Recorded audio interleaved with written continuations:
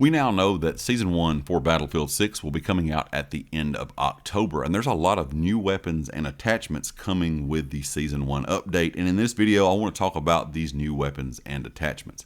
So the Season 1 update will be broken down into different phases, so Phase 1, 2, and 3.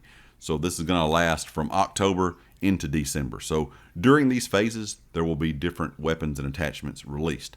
So in Phase 1 of the Season 1 update, we have the S-SOR 300C carbine rifle, a low fire rate rifle, subcompact carbine chamber in the higher damage 300 blackout ammunition compared to the platform's 5.56 version.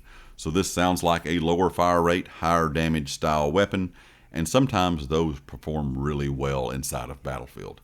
I know a lot of people like high fire rate weapons. A lot of times in FPS games, those are kind of king. You know, high fire rate weapons are what everybody uses because you can take out multiple enemies in pretty much a blink of an eye, it feels like.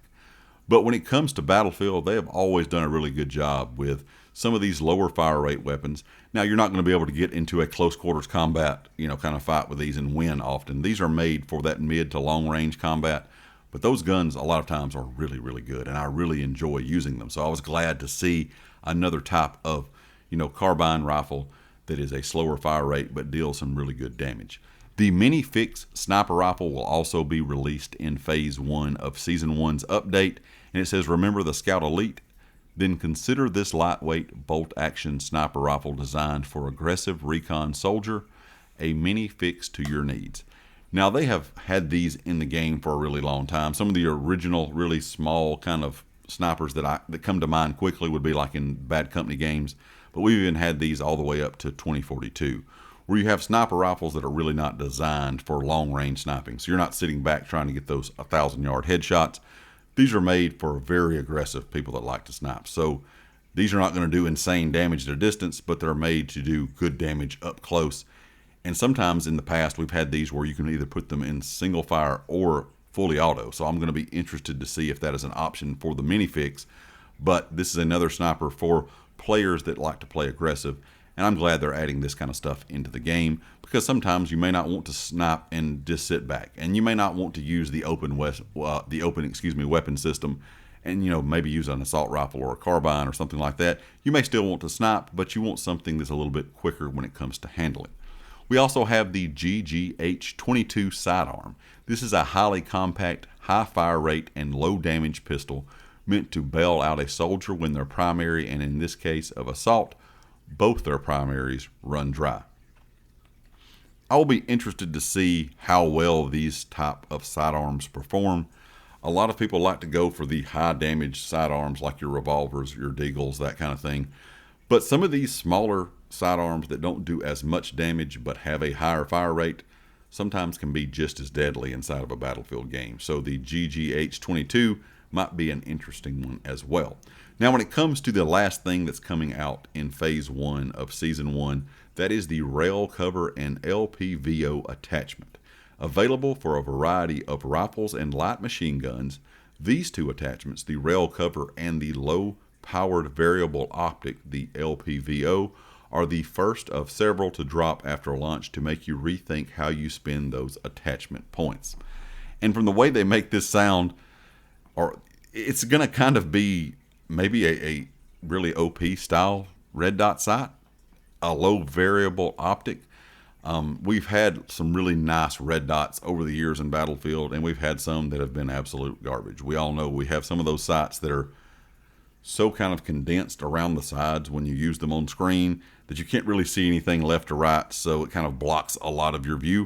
And then you have some that are really nice where they're open, kind of clean looking sights, and those are a lot of times fan favorites. So I will be interested to see if these two are going to be that type of sight. We'll have to wait and see. They don't really give us a great description here or any images of them, but considering you can put it on a light machine gun, if it's a really nice clean sight, I think that will be something a lot of people kind of gravitate towards when choosing what sight they want to use. But also when it says going to make you rethink kind of what you spend your points on, these must be pretty expensive.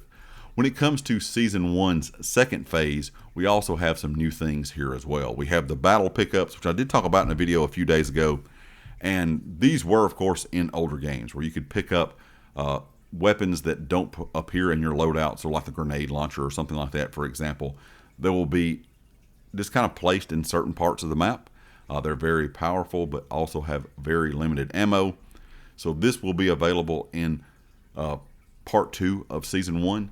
These also have been leaked, or at least talked about in leaks for Battle Royale, where there's going to be things like these battle pickups inside of Battle Royale as well. So in that video, I was talking about these being in Battle Royale, but they are going to be in multiplayer as well, so I kind of wanted to clear that up.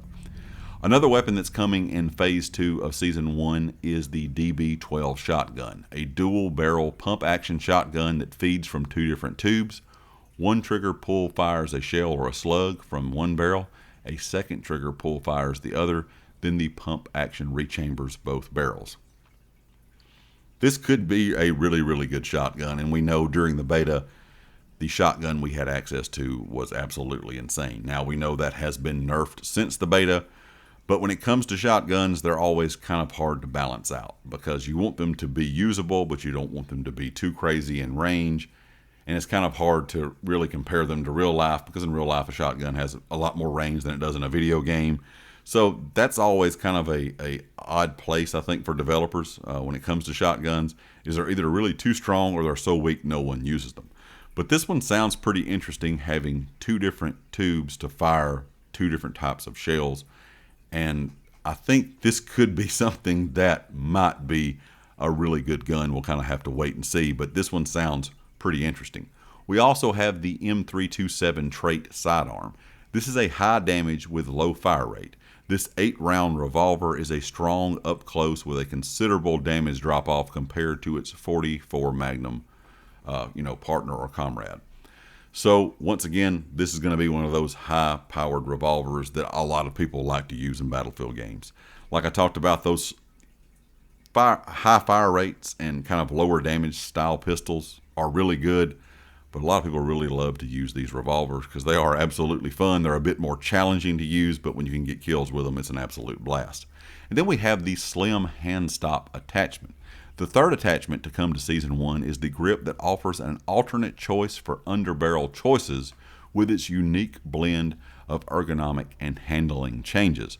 So this one sounds like that you're actually going to be able to do different underbarrel choices with just this hand stop, or the slim hand stop. So this is not going to be available apparently on any of the other attachments we have when it comes to allowing you to use different underbarrel choices. So that one sounds like that one could be a very interesting one as well. And then Season 1's final phase, which this will be Phase 3, has one thing listed so far, and that is the ice climbing axe. And this is going to be a melee weapon. It says designed to make enemies' blood run cold or pick through more delicate environmental pieces. Expect this new melee tool to complete this category's typical reserve, or this category that is typically reserved, for knives and the sledgehammer. I'm not sure if this is the only weapon we're going to get. Of course, this is Phase 3. This is into December. So they may not have everything listed here, because if you do look at, of course, the whole kind of post they put out about this, each individual phase says and more. So we could see more stuff coming to these phases. I don't know if we'll see more weapons in Phase 1 or 2, but we could see some more weapons maybe possibly added into Phase 3, because Phase 1 and 2 had, at least 2 weapons and a pistol, or a, some type of handgun and an attachment, where Season 1 Phase 3 only has that ice climbing axe. So we'll have to wait and see if there's going to be more added to it than just that melee weapon. But overall, from October to December, that's a lot of new weapons and new attachments, and of course that new melee weapon as well. That's a good bit of stuff, along with everything else in the game. We know this is a Battlefield that could possibly have more weapons and attachments than we've ever seen in any other Battlefield title at launch. So we're going to have a lot of stuff to unlock to begin with, and starting October the 28th, we're going to have even more stuff to unlock when it comes to weapons, attachments, and handguns and pistols and things like that. So it looks like it's going to be a really good Season 1. We'll have to wait and see if DICE and EA can continue this trend going forward from season to season, because it's going to be hard to come up with this much new stuff, new maps, new weapons, new vehicles. So that's going to be very interesting to see how that kind of plays out going into next year. But Season 1 looks like it's going to be an absolute blast with the amount of content we're going to be getting. Leave me a comment with your thoughts, and of course, if you like the video, hit the like. If you have not subscribed yet, please do so, and I'll catch you next time. Peace.